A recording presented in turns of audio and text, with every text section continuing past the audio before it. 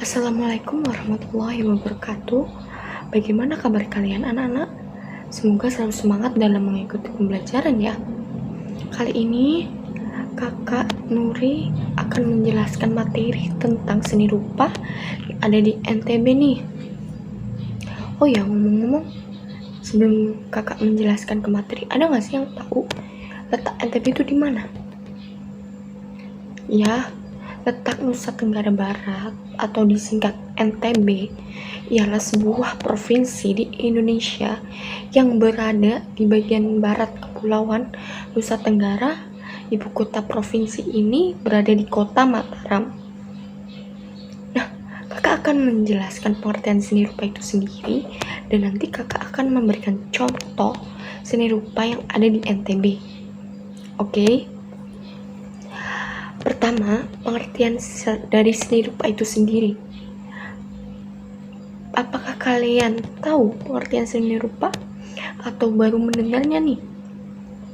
Baik, kakak akan menjelaskannya. Seni rupa adalah cabang seni yang membentuk karya seni dengan media yang bisa ditangkap mata dan dirasakan dengan rabaan. Kesan ini diciptakan dengan mengolah konsep titik, garis bidang, bentuk, volume, warna, tekstur, dan pencahayaan dengan acuan estetika. Berdasarkan pemaparan tersebut, dapat ditarik sebuah pengertian dari seni rupa, yaitu sebuah ekspresi diri dari dalam diri yang dituangkan ke dalam objek berbentuk sehingga rasanya dapat dilihat maupun diraba oleh orang lain yang melihatnya. Nah, ibu akan memberikan contoh seni rupa itu sendiri nih. Semisal ini benda atau objek seni. Tadi kan pengertian dari seni rupa itu yang bisa ditangkap mata dan dirasakan dengan merabaan. Oke. Dikhususkan untuk seni rupa, ada beberapa jenis seni rupa, yaitu pertama, seni rupa murni, dan yang kedua itu ada seni rupa terapan. Nah, ibu akan menjelaskan yang pertama nih, yaitu seni rupa murni.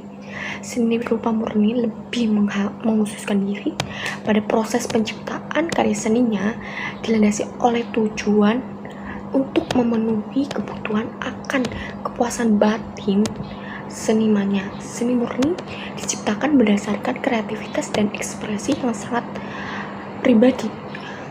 Namun dalam hal tertentu, karya seni rupa murni itu dapat diperjualbelikan loh, atau memiliki fungsi sebagai benda pajangan. Contohnya nih, seni lukis, patung, grafis, keramik. Nah, mungkin di rumah kalian atau di mana kalian berada, atau di dalam rumah atau di dalam bangunan, pasti kalian pernah melihat di dinding atau pajangan gitu. Nah, itu termasuk seni rupa murni. Yang kedua, seni rupa terapan. Seni rupa terapan adalah karya seni yang dirancang untuk tujuan fungsional, yaitu untuk memenuhi kebutuhan fisik dan psikologis kejiwaan manusia yang tidak hanya bisa dipandang keindahannya, tetapi juga dapat dipergunakan dalam kehidupan sehari-hari loh. Seni rupa terapan memiliki fungsi guna atau pakai, artinya selain sebagai benda pajangan yang bernilai estetik, artistik, juga sebagai benda yang indah dan dapat digunakan untuk kepentingan manusia atau kegiatan sehari-hari. Bentuknya berupa benda-benda atau benda-benda pakai atau benda guna untuk kebutuhan manusia. Contoh benda seni terapan antara lain benda-benda gerabah dari tanah liat, benda-benda anyaman, kerajinan keramik, peralatan rumah tangga, kerajinan furniture. Pasti kalian pernah melihat kan barang-barang yang terbuat dari tanah liat, atau contohnya kayak celengan yang terbuat dari tanah liat atau semacamnya. Nah, itu termasuk seni rupa terapan. Nah, untuk memudahkan kalian mengingat atau membedakan antara seni rupa murni dan seni rupa terapan, itu terdapat pada benda yang bisa digunakan oleh manusia atau tidak.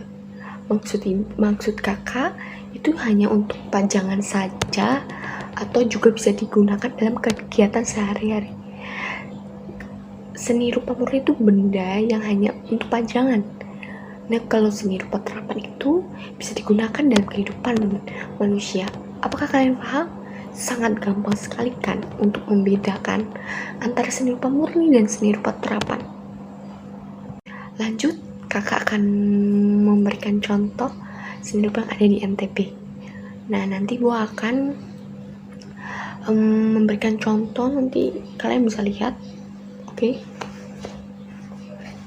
Yang pertama ada batik sasambo. Nah, ini termasuk seni apa nih anak-anak? Karena batik sasambo itu merupakan benda yang bisa digunakan, jadinya termasuk seni rupa terapan. NTB atau Nusa Tenggara Barat memiliki batik sebagai kerajinan tangan yang indah. Batik sasambo namanya. Sasambo merupakan gabungan 3 etnis yang mendiami bumi NTB, Sasak di Lombok, Samao di Sumbawa, dan Bojo di Bima. Bukan Bojo untuk menikah ya, ini nama daerah. Ketiga suku ini bersatu dalam hal kerajinan tangan tradisional dan dibuatlah batik sasambo sebagai medianya. Wah, ini termasuk sangat untuk mengikat silaturahmi antar daerah ya anak-anak. Yang kedua, kain songket Sasak. Ini termasuk seni apa? Ya, terapan. Kain songket Sasak adalah kain tenun khas Nusa Tenggara Barat. Menurut penduduk Pulau Lombok, kain tenun sangat berkaitan dengan banyak aspek dalam budaya mereka loh. Yang ketiga, kerajinan tanah liat. Nah, ini kan kerajinan liat itu termasuk seni rupa murni. Kerajinan tanah liat tembakar dari NTB ini sangat terkenal. Tembikar mudah dijumpai di daerah Banyumelek, Lombok Barat. Tembikar dari tanah liat ini dapat dibentuk seperti anglo. Nanti ibu akan memberikan ini anglo, kuali, guci, cerek, maling, dan sebagainya, banyak sekali. Dan kalian juga di sana pun akan di tempat kalian pun ada. Tembikar khas NTB ini wajib untuk membawa pulang beberapa kerajinan lokal ini sebagai oleh-oleh khas Lombok. Anyaman ketak.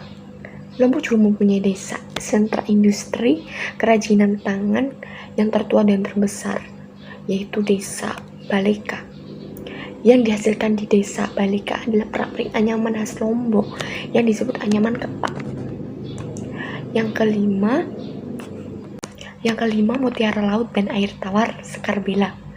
Lombok yang terletak di Nusa Tenggara Barat terkenal akan keindahan warna-warni mutiaranya. Pengrajin dan pembudidaya mutiara yang cantik dan memikat ini banyak dijumpai di daerah Sekar Bela yang terletak di kota Mataram.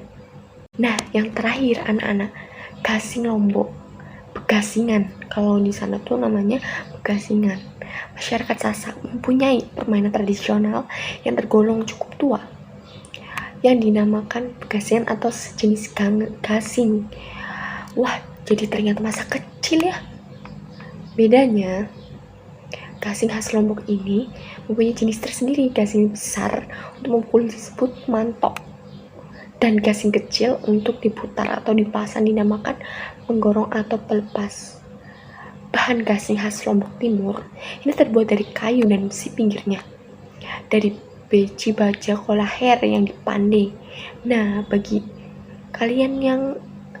anak-anak yang kangen masa kecil kalian, gak ada salahnya untuk membawa pulang gasing tradisional khas Lombok ini sebagai cindera mata kalau kalian datang ke sana, tapi ya. Oke, sampai sini apakah ada pertanyaan?